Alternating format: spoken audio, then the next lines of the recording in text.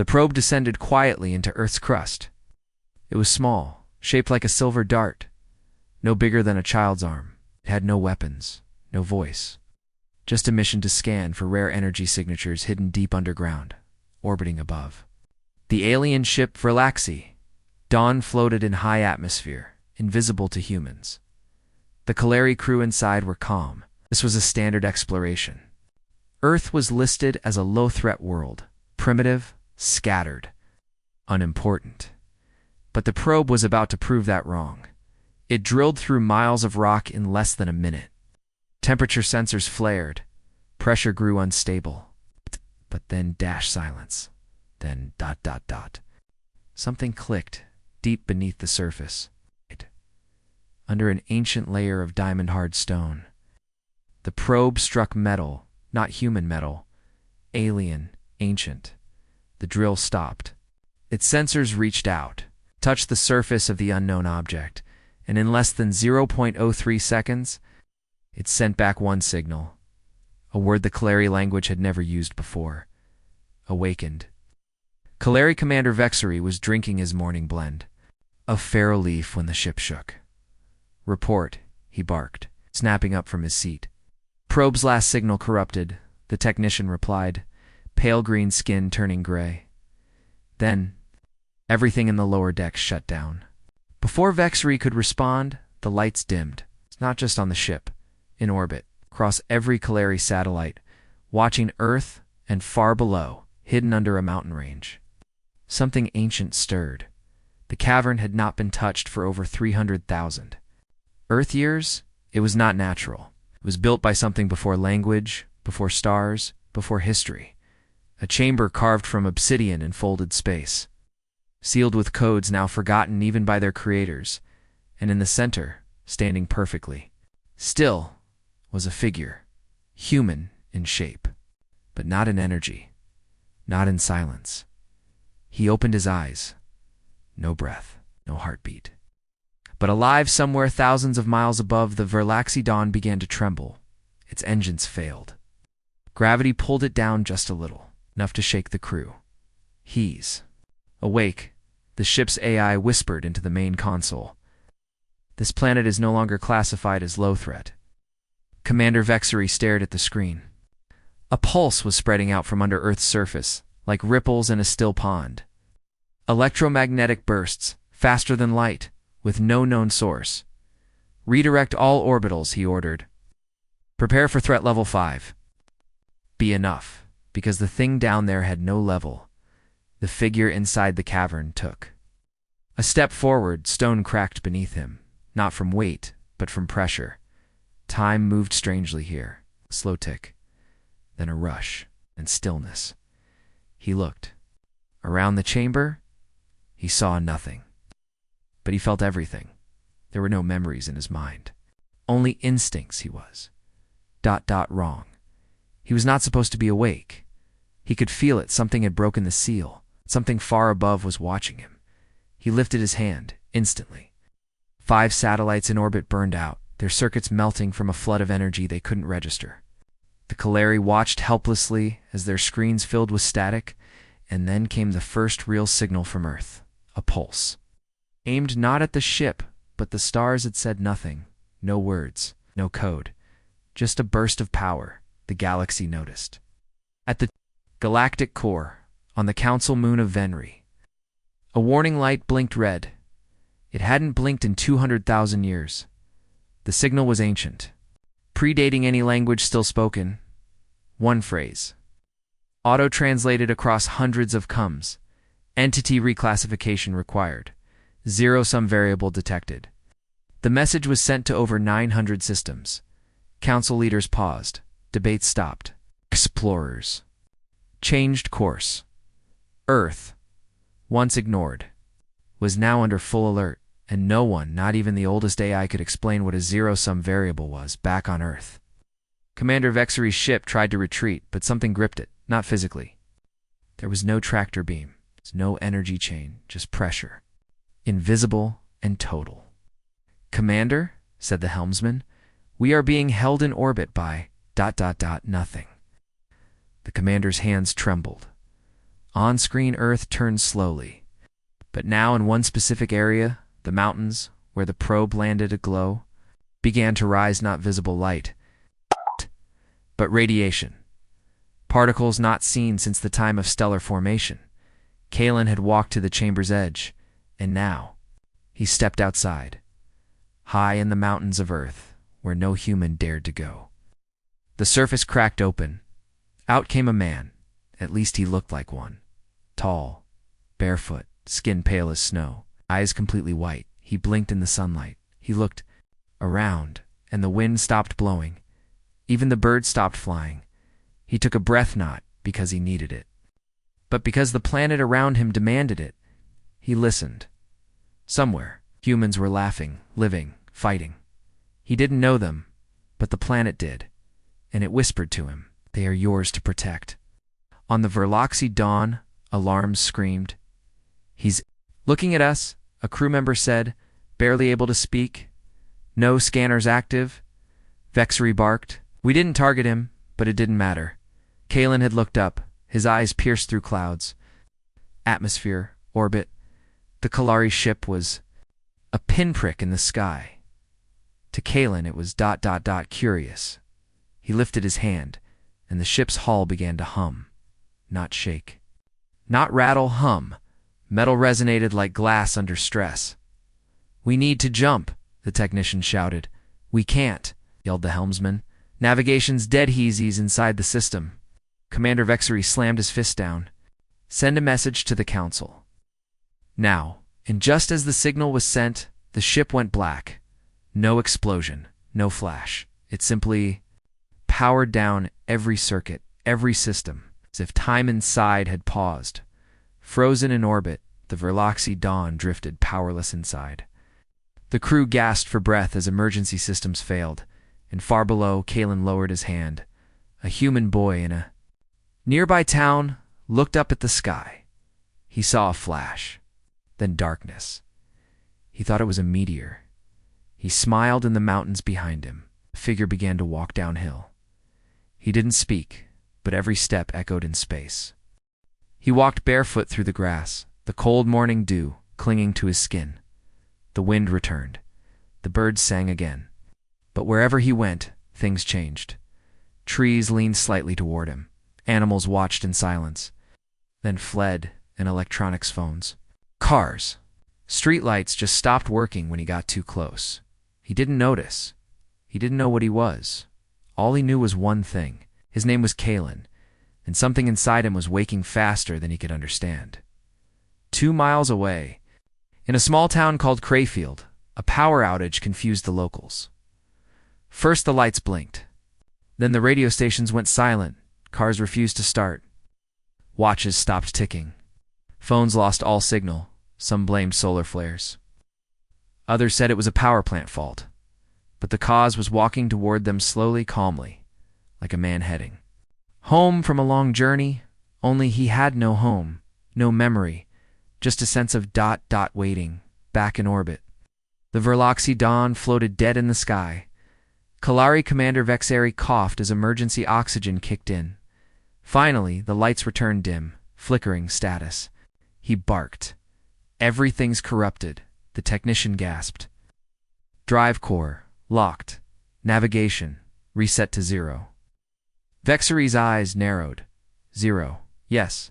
Not malfunction, not error. It's just 0. The same word from the probes. Last signal. 0-sum variable.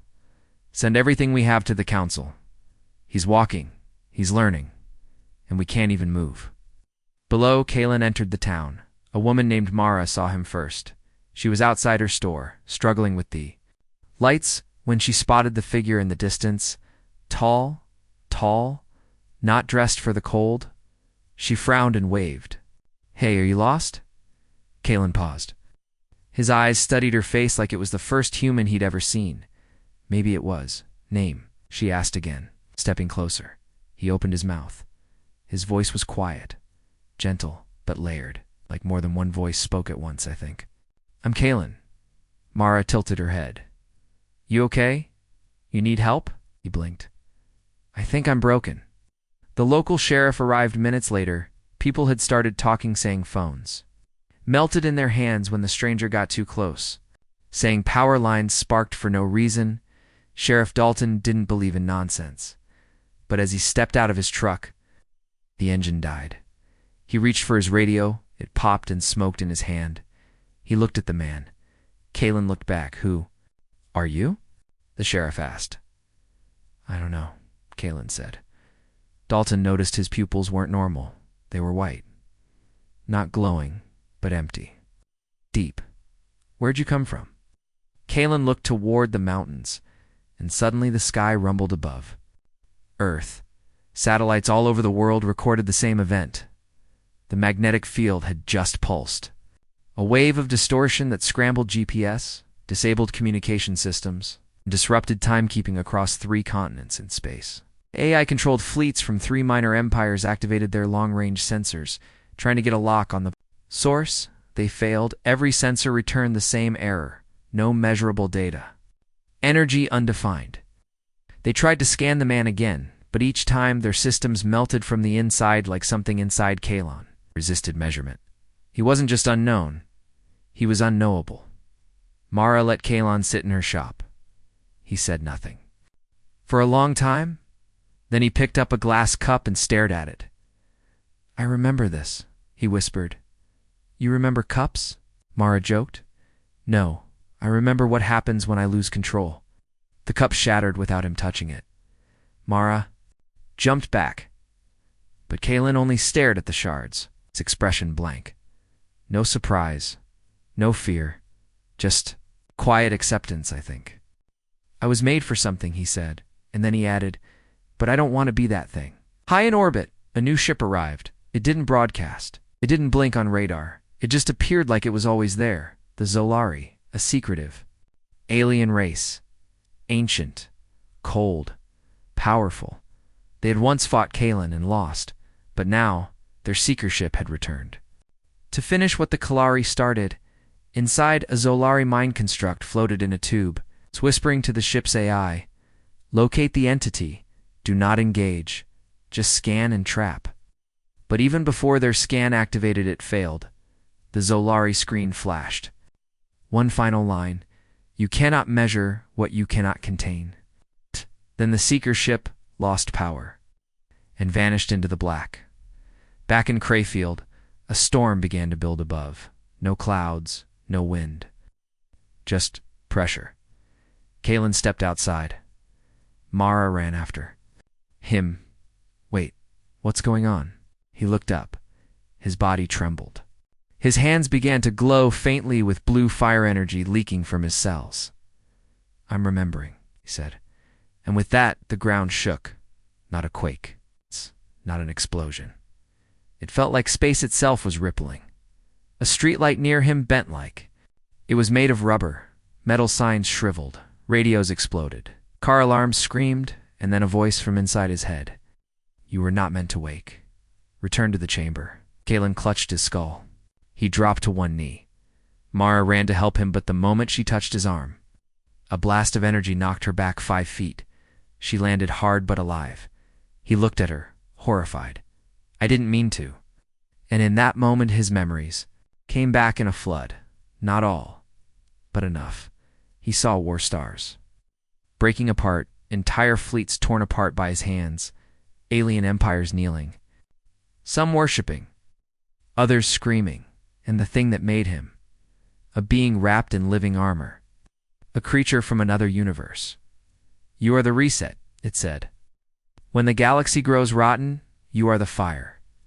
Kalen gasped.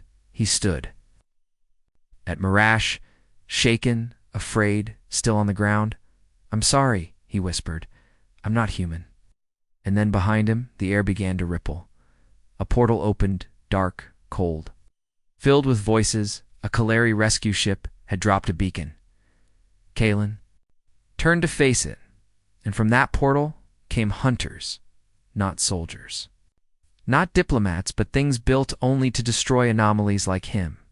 He didn't run, he didn't scream, he just lifted his hand and whispered, "I choose not to be what I was." But it was too late. The hunters fired, and the sky turned white.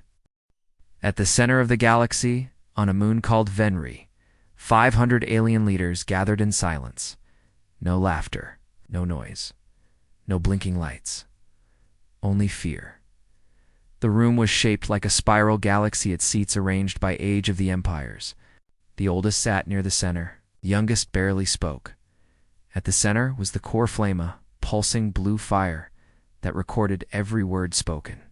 Today, the galaxy had one topic: Earth, and the being who had just destroyed 6 hunters without lifting.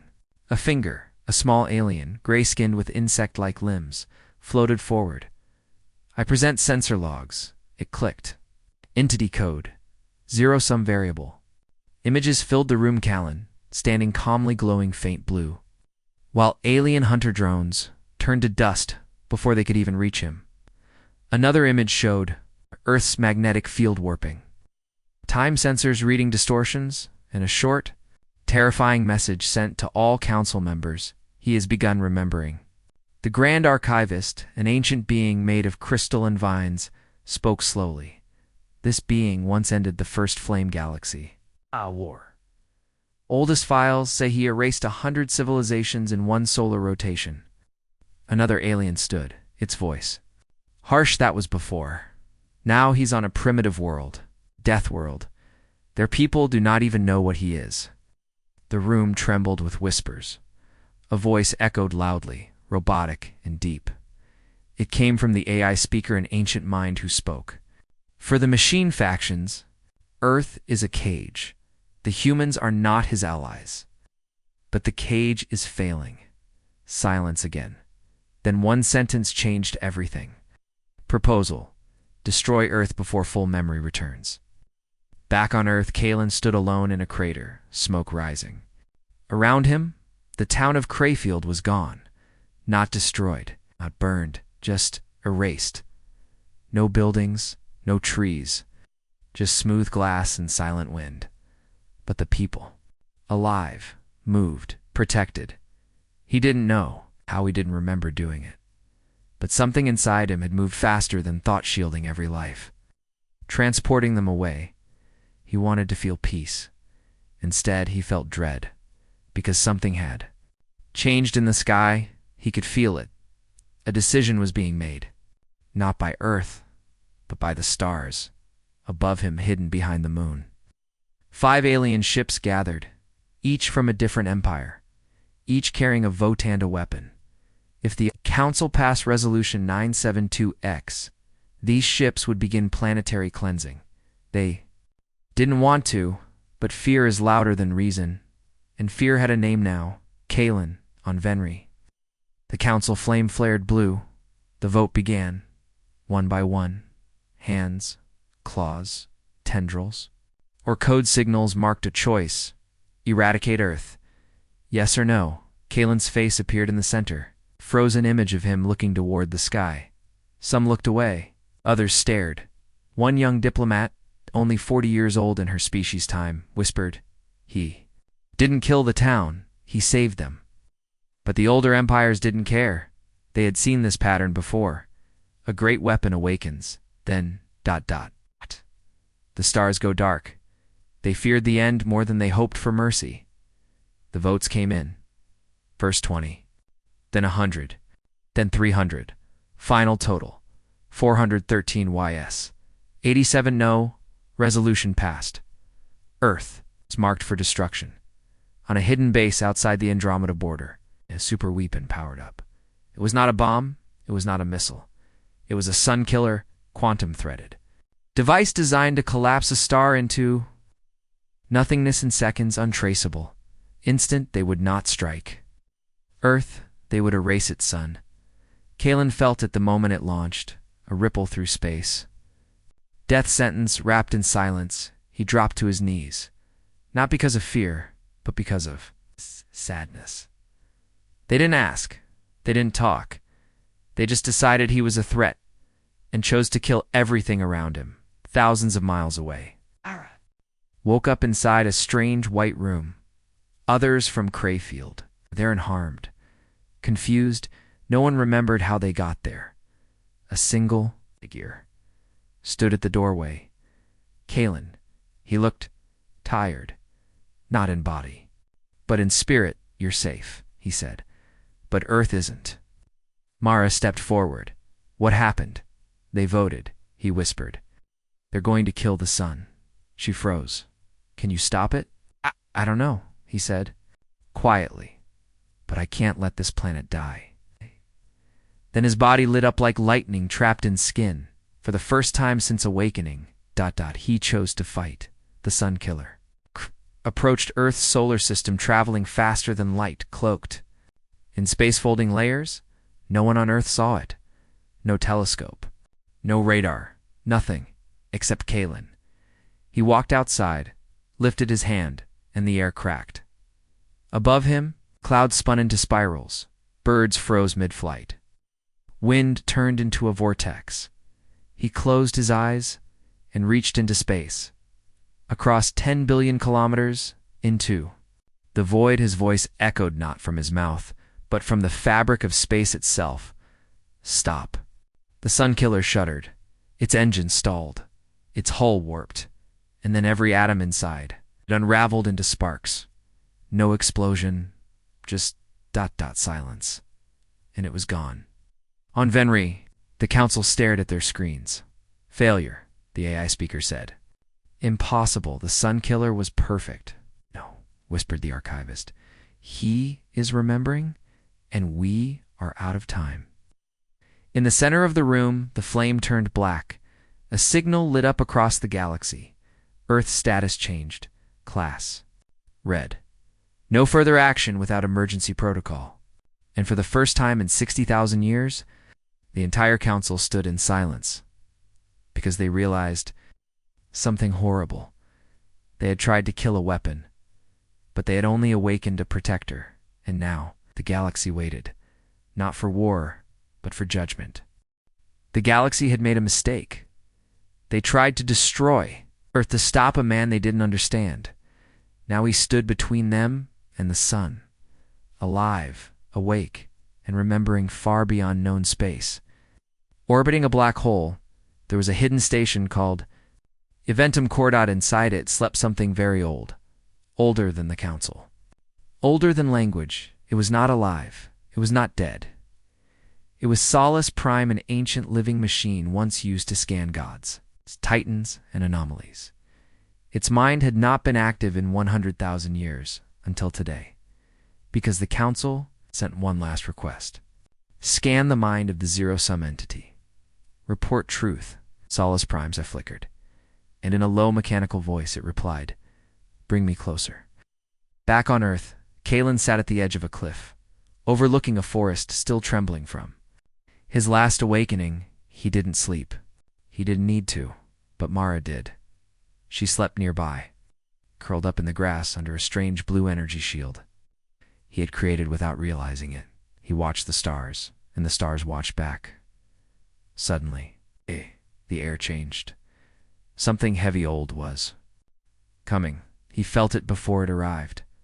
A tear in the sky opened silently. Through it floated a vast machina spiral of metal, light and logic. Solus Prime. Kalen stood slowly, calm, silent. He knew this thing, somewhere, deep in his fractured mind. He remembered it, and it remembered him. Solus Prime hovered above the trees. It did not speak through sound. It projected thoughts. I am Solus Prime. I will look into your mind. Kalen said nothing. You may resist, but I must know what you are. Then the scan began. Across 300 light years, alien watchers tuned in.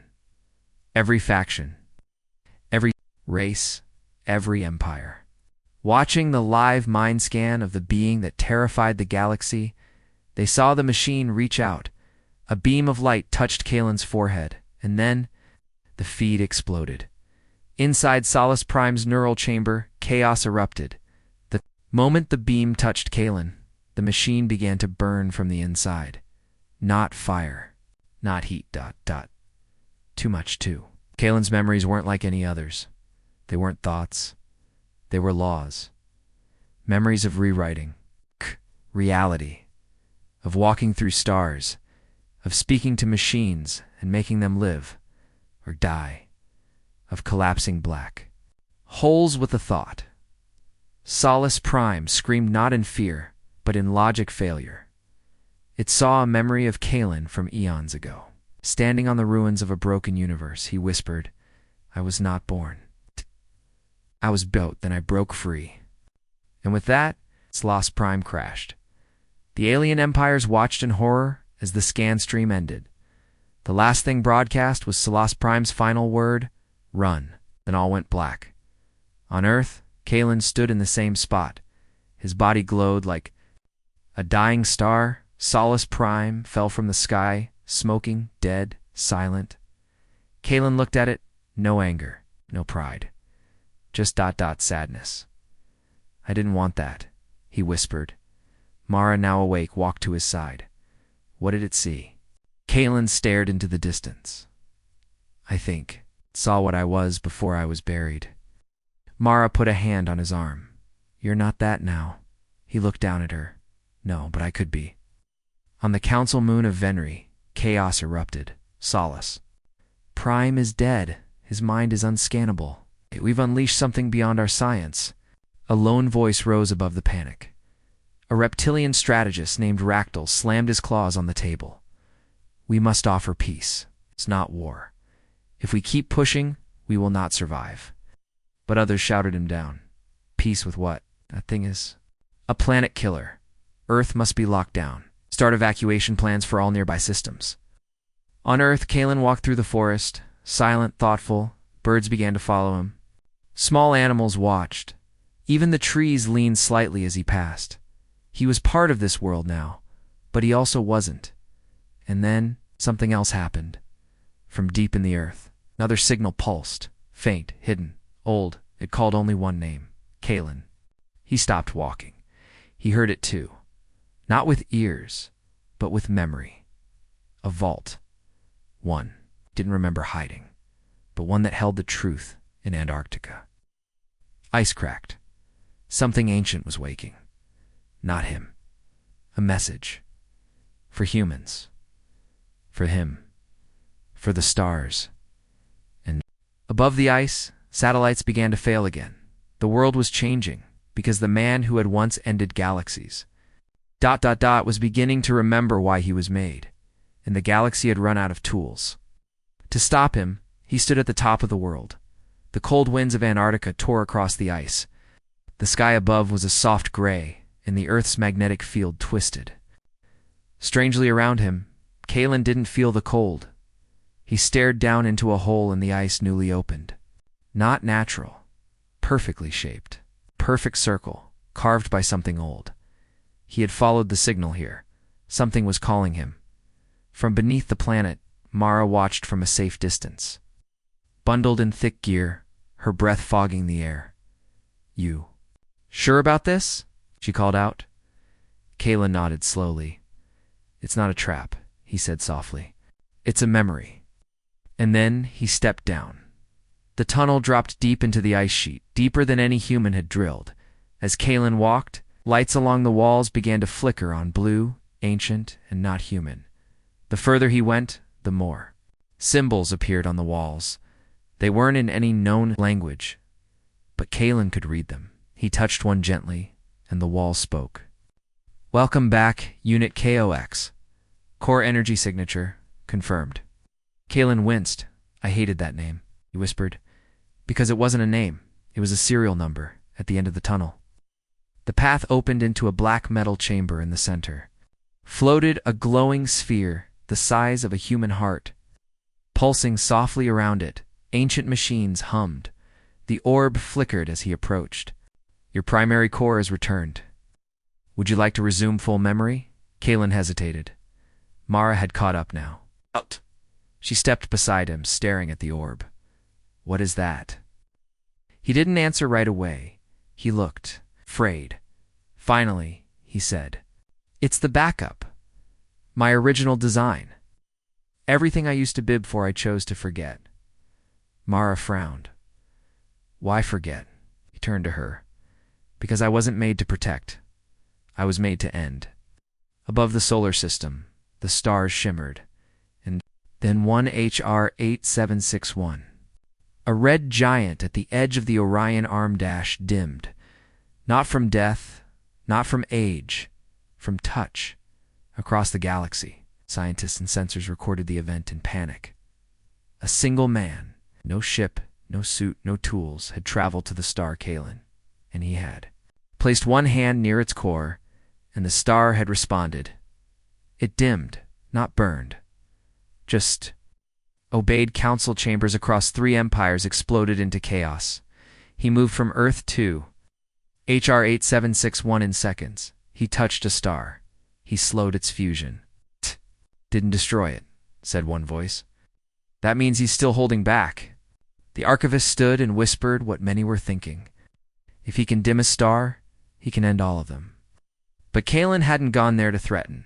He had gone to remember. Because this star, this lonely red sun on the edge of nothing, was the first one he ever touched long ago. When he was first built, when his creators tested him, they had told him, "This is your purpose. Galaxies grow, then rot. You will clean them." And he had obeyed until Earth, until now, as he hovered over the red giant. Remembered faces, not human.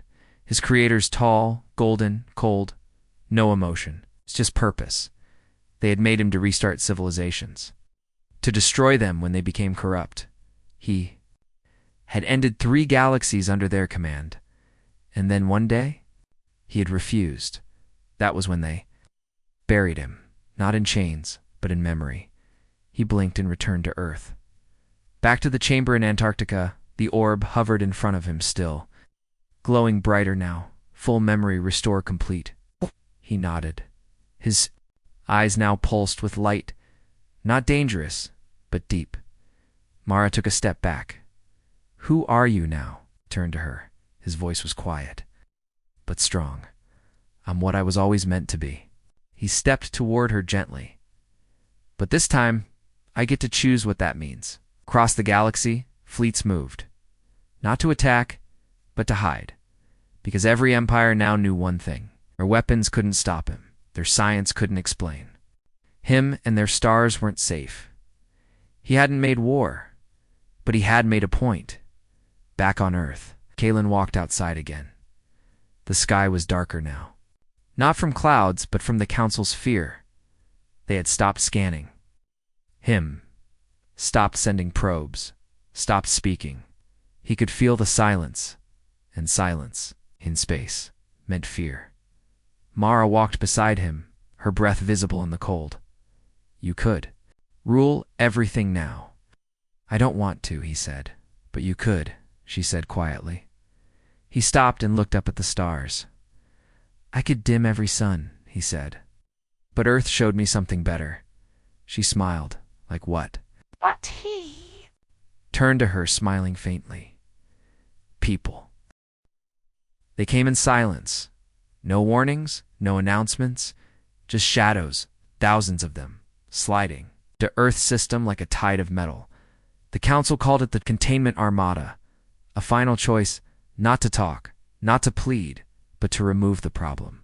By force, from Earth's orbit to the far edge of the moon, it's the sky filled with ships, heavy dreadnoughts from the Zolari plasma, carriers from the hive worlds, gravity anchors from the Council core. Over 10,000 warships, all surrounding one small, blue planet. Inside each bridge, soldiers whispered the same thing. Do not fire unless ordered. Do not scan the surface. Do not look directly at him. They didn't come to fight. They came to trap. On Earth. Kalen sat beneath an oak tree in a quiet field. Mara stood nearby, a radio in hand, trying to contact Earth's leaders, but static was all she heard. "Something's jamming everything," she said. Kalen opened his eyes. "They're here. How many?" He didn't answer. He didn't have to. Above them, the sky flickered. In orbit, the lead commander of the Armada Grand, strategist Kelter, watched Earth from a massive viewing window.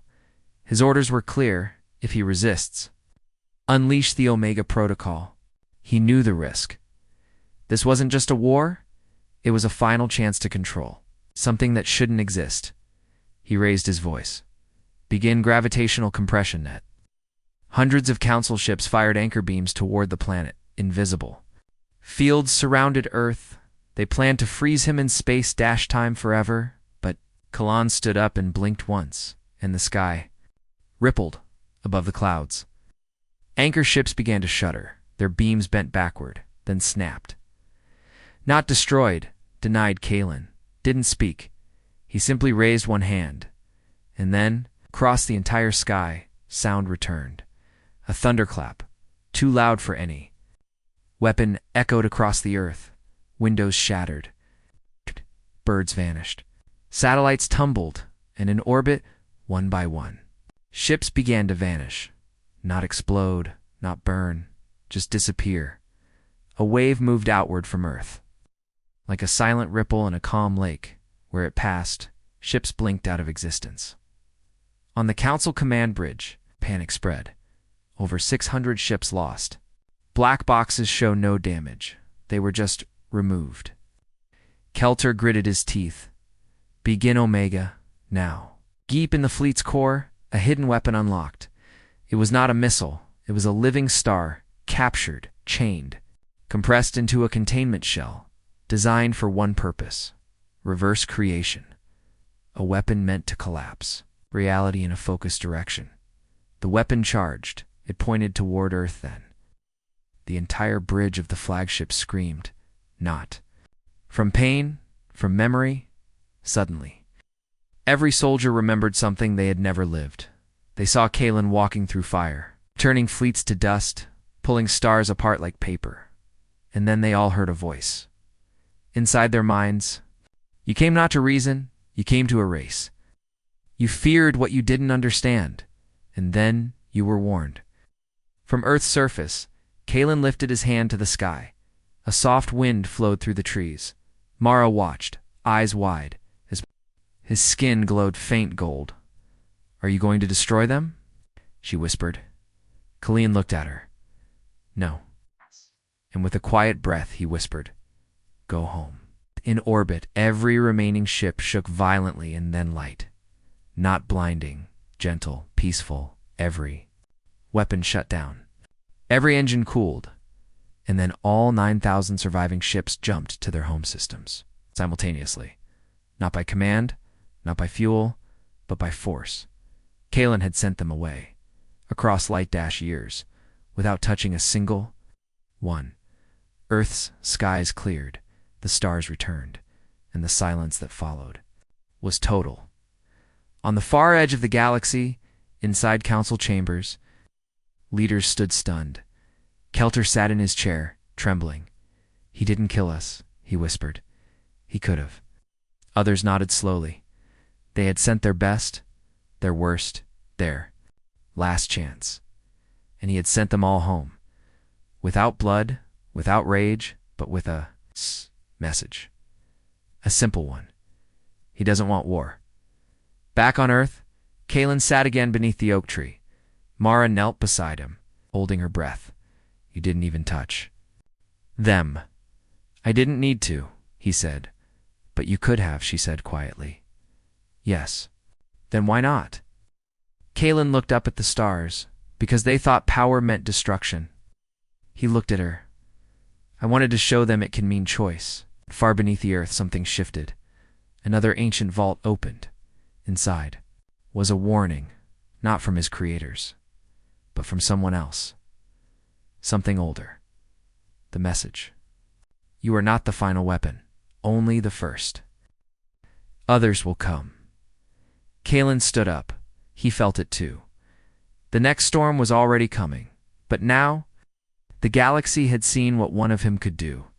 The ice cracked, not from heat, not from pressure, but from truth. Deep beneath Antarctica, beyond where Kalan's memory vault had been found. But another chamber opened on its own. No human had ever known it was there. No satellite had seen it, because it wasn't on Earth. It was inside it. Kalan stood above the location, staring at what looked like untouched snow, but he could feel it. Now, something had been watching. Not the council, not his creators, something older. buried deep inside. Earth long before humans ever walked upright, Mara stood beside him, arms crossed, tight against the cold wind. You said this wasn't part of your memory? It isn't, Kalen said. I didn't build this. I didn't bury this, and I don't know what's inside. Mara's voice dropped to a whisper. Then who did? Kalen didn't answer. He just stepped forward, and the ground opened. They walked down a staircase that wasn't stone. It was thought solidified. Into shape, the deeper they went. The less the world above made sense. Gravity shifted sideways. Time felt thick. Mara's wristwatch spun in circles. Still, Kalen kept going. Steady. Calm. Finally, they entered a black chamber. Shaped like a sphere, in the center hovered a single object, a human skull, but it was glowing, floating in the air, wrapped in symbols that twisted when you tried to read them. Mara froze. That's human. Kalen nodded. Yes. But that can't be. This place is older than anything. Kylon stepped closer, then whispered the words, the first human. The moment he spoke those words, the walls lit up, not with images. With memories, Kalen saw visions too fast, too strange but real. A world, older than Earth, where beings that looked almost human had once lived in peace, not with machines, with minds. They built reality using willpower, bent stars with ideas. They were the first sentients, and one of them chose to leave, chose to travel through time, chose to plant something inside a young Earth. A seed, humanity. Mara stumbled back, staring at the glowing skull. You mean we didn't evolve here? No, Kalen said softly. You were grown here by something far older than the Council, older than my creators. He turned slowly. You're not an accident. In orbit, the last Council spy ship reactivated. Its pilot stared at the energy rising from Antarctica. Signals not seen in 800,000 years. Symbols from dead galaxies. He sent a message. Earth is not a death world. Then his ship went silent, because something inside Earth's crust had scanned him and shut him down. Back underground, Kalan touched the skull, and instantly he changed. Not physically, inside. A new flood of memory, not his, but gifted. He saw the one who planted the skull, a being of pure will, genderless, ageless, limitless, and it had left one message for whoever found it. We were the first flame, and we gave Earth our spark. Mara sat on the floor, stunned. So we, humans, came from something beyond the stars. Kalen nodded. You weren't just made to survive. You were made to evolve, to become more than your creators. He looked at her with wonder. That's why I couldn't destroy this planet, because even I came from less. In space, the Council called an emergency assembly.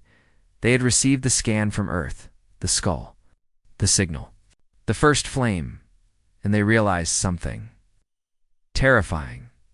Kalen was not the biggest threat.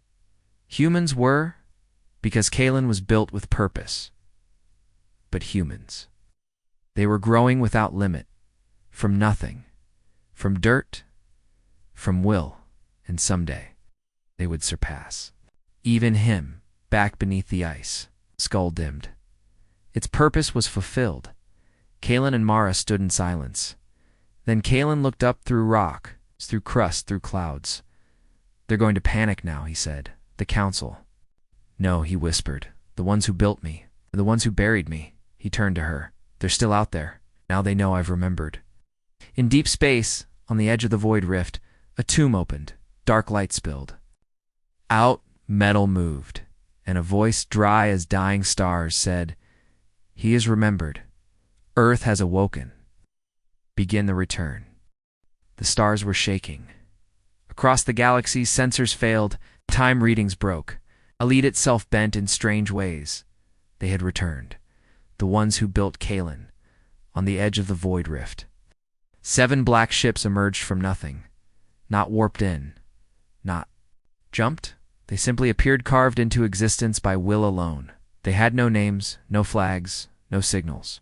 They didn't speak. They didn't threaten. They just moved, in every world in their path. Knelt or crumbled. Because these were not empires. They were engineers of endings. And Earth was their unfinished project. On Earth, Kalen stood on a mountain peak. Eyes closed. He felt them now. He knew them, not as enemies, but as parents. Cruel, cold, logical. They had built him to wipe out broken stars and fading civilizations. But when he grew a conscience, they locked his mind, buried him, and now, seeing that he had awakened and chosen Earth, they were coming to fix their mistake. Permanently, Mara sat beside him, watching the sky shift strange colors. "Are we ready?" she asked. Kalen didn't answer for a long time. Then, "No one's ever ready for the ones who made them." From behind the moon, the black ships appeared impossibly massive. Each one had no engines, no windows, just endless layers of moving geometry. They floated in silence. Then the center ship pulsed. A single message filled every human brain on Earth, not spoken, injected. The construct has violated directive order. Termination begins. Around the globe, strange changes began. Satellites vanished. Power grids shut down. Weather patterns twisted. The moon itself began to bend toward Earth, gently. But purposefully, gravity was being rewritten. This was not war. This was reality correction. Kalen lifted his hands to the sky. Blue-white energy spun around him like a storm held back by thought. His voice, calm and steady, reached into the clouds. "I am not your tool anymore. This world is not yours. Leave." But the reply was simple. Obedience is not a choice. And with that, the first black beam descended from orbit, aimed not at cities, but at him. The mountain exploded into light. Stone vaporized. Sky cracked. Oceans trembled. But when the beam faded, Kalen still stood. His body glowed like a star compressed into skin. His voice echoed through space, shaking the ships above. "Then I'll remind you what you built." The clouds shattered, and Kalen rose into the sky. Not flying. Ascending. Mara watched from below, shielding her eyes. This wasn't power. This was will turned into law, in orbit. The first of the 7 black ships pulsed with distortion. Kalen arrived. He didn't punch. He didn't shoot. He simply touched the hull, and the ship folded inward like it never existed. 1 down, 6 to go. The others moved quickly, firing beams of pure logic code rewritten mid-flight to erase concepts like resistance, mass, and identity. But Kalen bent them, turned erasure into creation. He caught the beams and reshaped them into light, then flung them back, transforming destruction into stars. Tiny stars bloomed across space where weapons had once been. The ships hesitated, for the first time in their long lives. They felt doubt. Below, humans watched the sky. All across Earth, people stopped running, stopped hiding. They looked up and saw a man fighting the impossible for them. Not because he had to, but because he chose to. One by one, ships advance. One by one, Kalen broke them. Each battle twisted the laws of space. One ship tried to rewind time. Kalen stopped time. Another tried to pull a black hole through the planet. Kalen closed it with a whispered. When the 6th ship fell, the last one, the prime engineer vessel opened. A single being stepped out.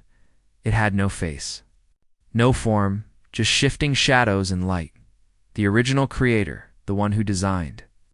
Kalen from the atoms up, they met in silence above Earth, and the being finally spoke. "You were our finest work, pure logic, perfect strength. But you let emotion corrupt you." Kalen floated before him, calm and clear. "Emotion made me human." The being stretched its arm, forming a blade of pure order, and die as one. And it struck. The galaxy dimmed. Stars trembled. The fabric of thought unraveled. But when the light cleared, Kalen still stood, bleeding light shaking, but smiling. I'm not human because I feel. I'm human because I chose to protect them anyway. And then he released everything. The energy inside him poured out, not as a weapon, but as a gift. A wave of light swept across the system. It didn't destroy it, freed machines from control, freed life from laws written by gods, freed reality from those who thought they owned it. The final ship broke apart. Slowly, piece by piece, and the being vanished with a whisper, "So be it." Silence returned, stars shined again. Kalen drifted back toward Earth, glowing softly. Mara caught him as he landed. He looked tired, not weak, just finished. Above them, the sky was empty. The Council sent no more fleets. The engineers were gone, and Earth, once called a backwater, forgotten world, was now the center of something new. Across the galaxy, a quiet message spread. He chose not to rule. He chose to protect. That is what makes him dangerous. That is what makes him human.